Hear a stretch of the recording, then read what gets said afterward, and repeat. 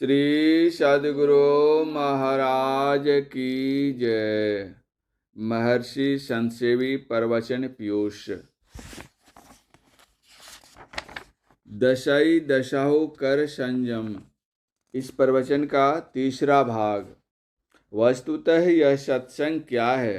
भगवान का निज अंग है। इसलिए गोस्वामी तुलसीदास जी महाराज कहते हैं, देहि सत्संग निज अंग श्री रंग भव भंग कारण शरण शोक हारी। यह सत्संग प्रभु का निज अंग है, भव भंगकारी और शरण शोक हारी है। पूर्णिया जिला में मधुबनी एक मोहल्ला है। वहाँ एक सत्संग मंदिर बना था। 50 वर्ष पहले की बात है। उस मंदिर का उद्घाटन परम पूज्य गुरुदेव ने किया था। बहुत साधु महात्मा आए थे और भी बहुत लोग आए। सत्संग हुआ, भंडारा भी हुआ था। उन महात्माओं में से एक महात्मा ने परम पूज्य गुरुदेव से आकर पूछा, महाराज जी, इतना रोज भंडारा भइल, इतना लोग आइल, सत्संग भइल, सब कुछ भइल, लेकिन ठाकुर जी के पधारवल ना गइल। उनके कहने का तात्पर्य था कि इतना भोज भंडारा हुआ, लोग सब आए, खाए पिए, सत्संग हुआ, लेकिन ठाकुर जी की स्थापना नहीं हुई। गुरुदेव जी ने कहने की कृपा की, ठाकुर जी की स्थापना तो हो गई। उक्त साधु ने कहा, हम तो ना देख ली, कहाँ भइल, अर्थात स्थापना कहाँ हुए, मैंने नहीं देखा। पुनः गुरुदेव ने उनसे कहने की कृपा की, सत्संग हुआ, यह तो आपने देखा और सुना ना? उन्होंने उत्तर दिया, हाँ ये तो देख ली, हाँ ये तो देखा। गुरुदेव ने उत्तर दिया, सत्संग भगवान का निज अंग है। जब सत्संग हो गया तो मंदिर में ठाकुर जी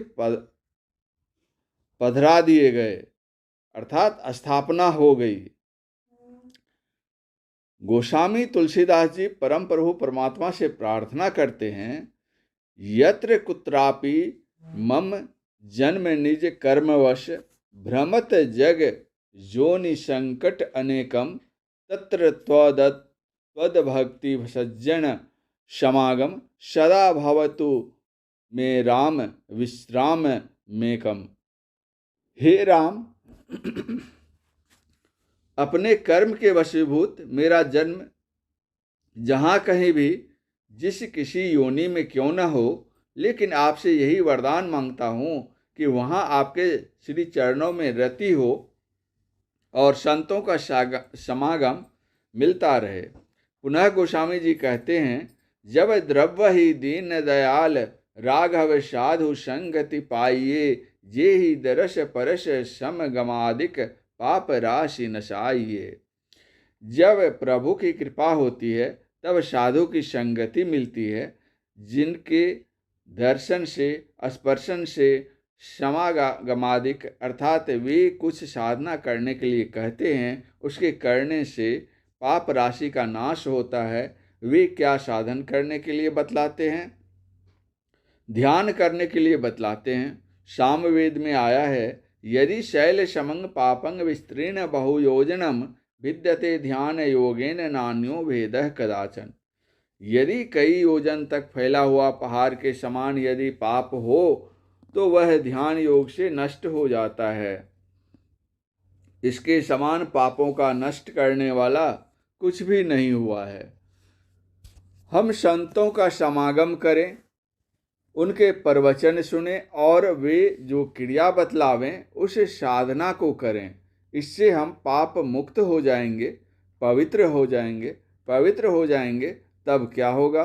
गुरु नानक देव जी महाराज कहते हैं, सूचे भारे साचु समावे विरले सूचाचारी, तंत कऊ परम तंतु मिलाइया नानक शरणी तुम्हारी।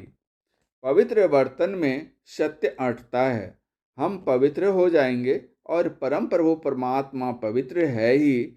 इस पवित्रता से उस पवित्रता का मेल हो जाएगा, इस ज्योति से उस ज्योति का मिलाप हो जाएगा। परिणाम स्वरूप आवागमन का चक्र छूट जाएगा। दैहिक दैविक भौतिक इन त्रय तापों से मानव संतप्त होता रहता है, उससे वह सदा के लिए मुक्त हो जाएगा। अभी हम लोग एकत्र होकर जो सत्संग कर रहे हैं, यह बाहर का सत्संग है। हम लोगों को चाहिए कि बाहर का भी सत्संग करें और अंतर का भी सत्संग करें। अगर बाहर का सत्संग नहीं करते तो अंतर का सत्संग नहीं कर सकते, क्योंकि बिनु सत्संग विवेक न होई। हम लोग भागवत कथा सुनते हैं, राम कथा सुनते हैं, हरि कथा सुनते हैं, हरिवंश की कथा सुनते हैं, पौराणिक कथाओं को सुनते हैं, सब कथाओं को सुनते हैं, ठीक है। लेकिन गोस्वामी तुलसीदास जी महाराज क्या कहते हैं? राम कथा के ते अधिकारी, जिनके सत्संगति अति प्यारी। सुनने के लिए सब कोई सुन सकते हैं, किसी के लिए मनाही नहीं है, किंतु राम कथा के वे ही अधिकारी होते हैं जिनको सत्संगति अति प्यारी होती है।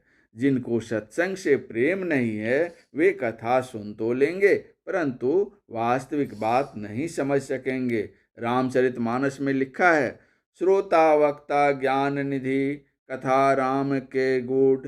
राम की कथा बहुत गंभीर है, गूढ़ है। इसकी सही समझदारी के लिए श्रोता और वक्ता दोनों को ज्ञान निधि होना चाहिए। दोनों में किसी की अयोग्यता के कारण कथा से जो लाभ होना चाहिए उससे हम वंचित रहेंगे। तब तो वही बात होगी, गुरु गए कह के, चेला गए बह के।